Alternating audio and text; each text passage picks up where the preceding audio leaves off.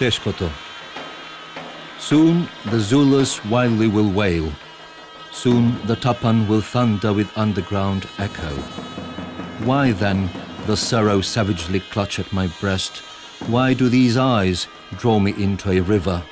Why do I groan aloud, constricting my wretched heart to let not a sound escape? In these inspired verses by the great Macedonian poet Koneski, it's as if he has gathered all the expression, all the symbolism, all the accumulated semantics of the centuries which are both born and aroused in that exhilarating and artistically most powerful Macedonian dance, Teshkoto. What is it that provokes such pulsating in the heart of the Macedonian? What is the reason it evokes tears from his eyes? What are the messages and importance condensed in that short form by the genius folk creator?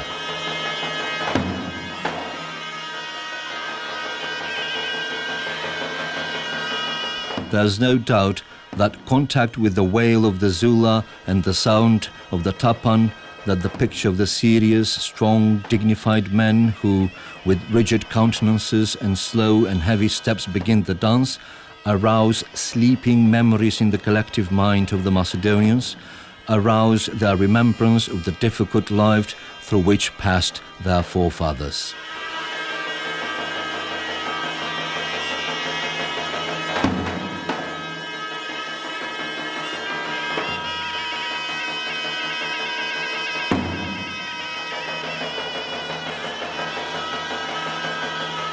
The passage from subconsciousness to reality, from imagination to history, besides the difficult life and centuries-old struggle of the Macedonians to survive on the hard-bitten Balkan soils, leads us to an ancestral geographic place and a specific milieu which gave birth to this masterpiece of folk genius.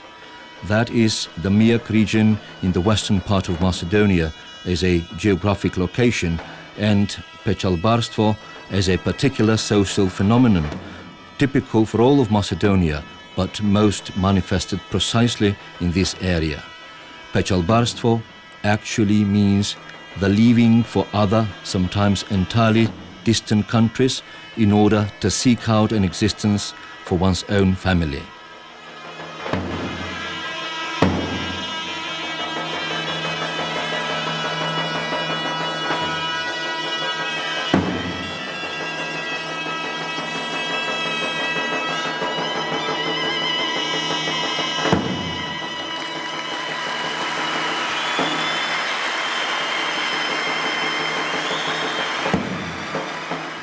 Among the Miaks, this whole phenomenon had an entirely original, distinctive quality. The religious holiday Petrovden, 12th July, a village celebration in several of the villages in that region, was the moment when the young Pechalbars returned to their homeland to participate in the collective weddings.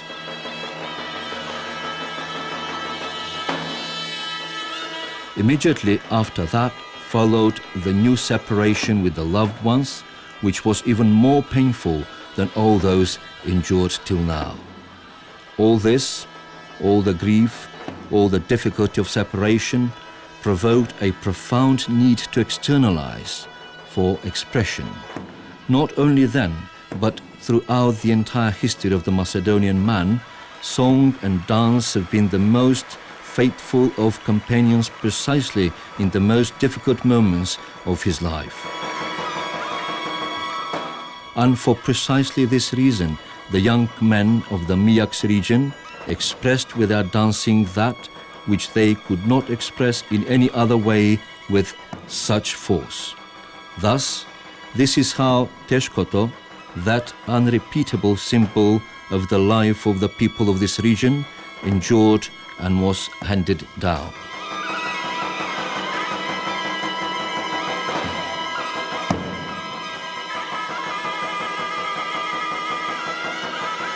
The dance begins with the throbbing of the tapan and the wail of the zurla. The dancers slowly mingle and form a circle. The dance leader, on whom depends all, lightly flexes his legs and gives the signal with his kerchief. This is the signal to the dancers to clasp hands. The dance begins slowly, controlled, dignified, with calm movements demanding virtuosity in body balance. The emotional strain and bodily movements are in marvelous unity, from which springs a fascinating harmony. That is to say, he balances constantly on one leg, which demands stability and psychological balance.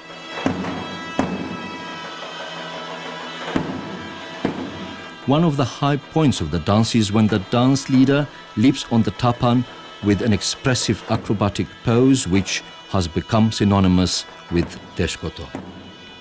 But the tapan thunders and wails arise and lightning flashes in every glance. Thus, Koneski wrote a short interlude which leads us into the second, faster part of the dance.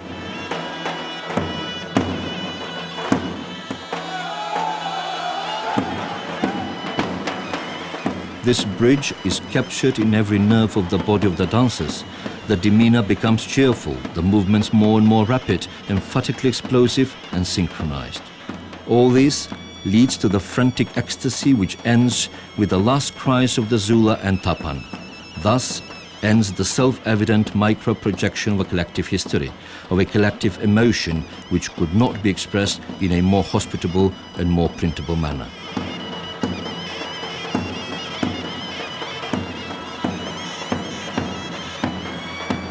It is entirely understandable why Teshkoto cannot be danced by every dancer. Only the most gifted members of the community who, with that, achieved particular respect. But dance leader could be only the best of them all. The Miak region, with its central villages of Lazaropole, Galichnik and Gari, is almost completely evacuated. One no longer hears the echo of the tapan and the voice of the zurla. They are up at Chalbari once again, but now they set off from other departure points, travel with other transport, do not return on Petrovden, and do not dance Teshkoto.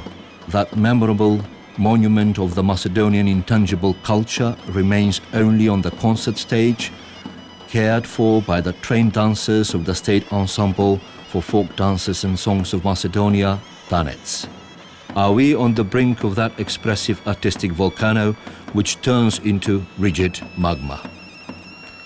This black scenario is possible if the skills of the still living, authentic practitioners are not utilized for this unrepeatable form.